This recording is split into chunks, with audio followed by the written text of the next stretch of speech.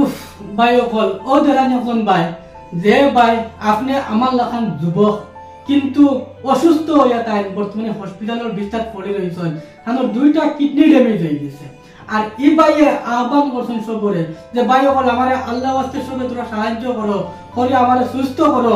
আমি যদি সুস্থ হয়ে যাই তাহলে আমি ওলা গরিব পুরা মানুষের দান শ্রদ্ধা করবো।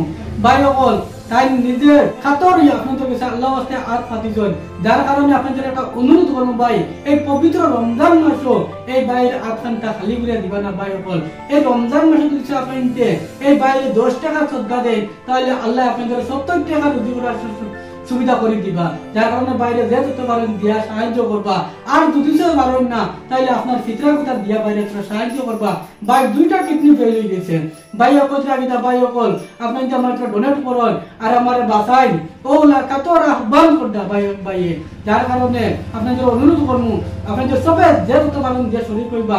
আর যদি কোনো ভাই আনতে দিতে পারেন না তাহলে ভিডিওটা শেয়ার করে দিবা।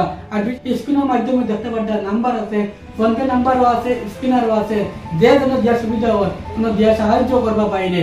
আর ও ভাই কিতা কই আপনাদের উন্নতম ভাইয়ের এই মন্তব্য শুনতে। আসসালামাইকুম, নমস্কার। মোর নাম আলী আকবর, মই দেবকা সৰুপথাৰৰ বাসিন্দা।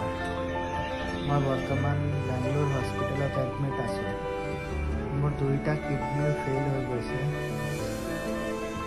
এতিয়া আপোনালোকৰ ওপৰত মোৰ এটা আশা, আপোনালোকে মোক অলপ ডোনেট কৰি বচাব চেষ্টা কৰক।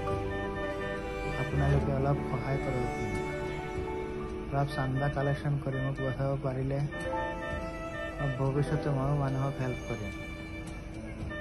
মোক অলপ সহায় কৰক আপোনালোকে।